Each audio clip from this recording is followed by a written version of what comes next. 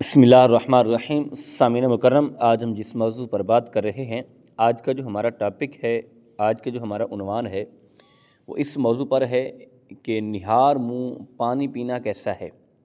کیا شریعت نے اسے منع کیا ہے؟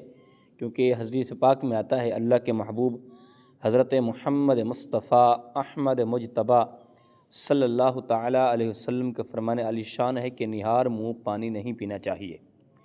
تو آج اس بارے ہم آپ کو آگاہ کرنے جا رہے ہیں، آج ہم آپ کو بتانے جا رہے ہیں انشاءاللہ العزیز۔ آپ سنیں گے تو اس کا آپ کو ایک بہت بڑا فائدہ ہوگا، بلکہ آپ کے علم میں بھی اضافہ ہو جائے گا، آپ دوسروں تک بھی اس بات کو شیئر کریں گے تو یقیناً آپ کا بھی نیکی میں ایک حصہ ڈل جائے گا۔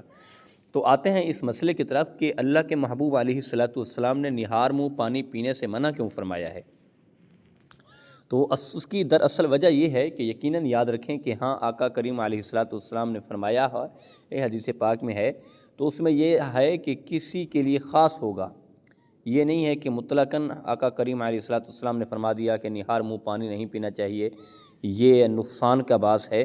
تو اس لیے ہے کہ اس کے کسی قبیلے کے لیے ہوگا یا کسی چند افراد کے لیے یہ ہوگا، حضور نے حکم فرمایا ہوگا۔ دیکھیں آقا کریم علیہ الصلوۃ والسلام کا فرمان جو ہے یہ کہیں مستحب ہے اور کہیں سنت مؤکدہ ہے، یعنی کہیں سنت ہے کہیں مستحب ہے۔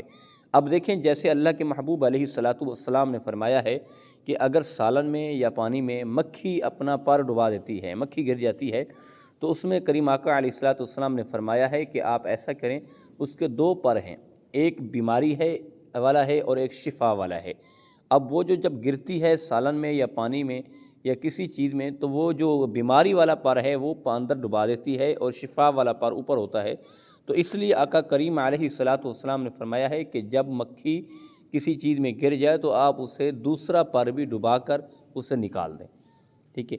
اب جو بیماری والا اس نے پر پہلے ڈبایا تھا، اب جب دوسرا پر آپ ڈبائیں گے تو وہ بیماری جو شفا ہے وہ بیماری کو ختم کر دے گی۔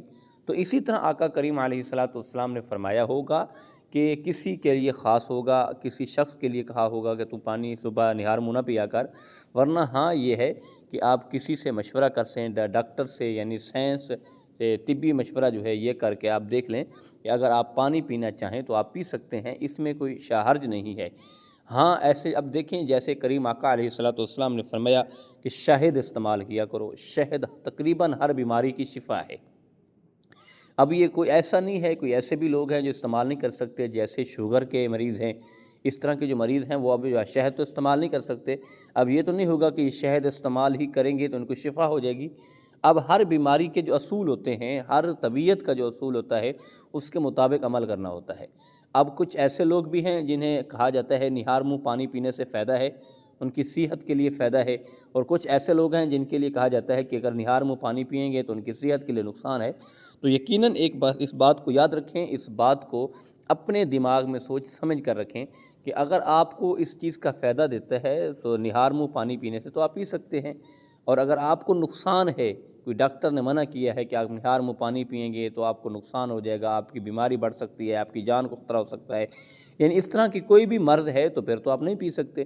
ورنہ ایسے ہیں آپ خام خواہ کہتے رہیں کہ حدیث پاک میں ہے، حضور نے منع فرمایا ہے، تو حضور آقا کریم علیہ الصلوۃ والسلام کے فرمان مستحب میں بھی ہے اور سنت میں بھی ہے، اور جیسے یہ مکھی والی بات تھی یہ مستحب ہے۔ اب یہ نہیں ہے کہ اس کو کوئی نکال دے تو ٹھیک ہے اور کوئی نکال کے پھینک دے تو یہ بھی ٹھیک ہے۔ تو یقیناً ایک بات یاد رکھیں کہ یہ نہیں ہوگا اب ضروری اس نے مکھی ڈبائی نہیں ہو تو اب یہ نبی کریم علیہ الصلوۃ والسلام کی اس نے حدیث پہ عمل نہیں کیا، فرمان پہ عمل نہیں کیا تو اب اس سے اگر یہ گنہگار ہو جائے گا، نہیں، یہ مستحب ہے۔ کوئی جب ایسا کر دے تو ٹھیک ہے، نہ کر دے تو پھر بھی ٹھیک ہے۔ تو یہی مسئلہ ہے پانی کا۔ تو یقیناً یاد رکھیں کہ اللہ پاک ہمیں ہر بیماری سے، ہر مصیبت سے، ہر تکلیف سے اللہ پاک ہمیں چھٹکارا عطا فرمائے۔ اللہ ہم سب کا حامی و ناصر ہو، اللہ ہم کو صحت والی زندگی عطا فرمائے، اللہ ہمیں شفا والی زندگی عطا فرمائے، تکلیفوں سے محفوظ فرمائے، اللہ بیماریوں سے چھٹکارا عطا فرمائے۔ وما توفیقی الا باللہ۔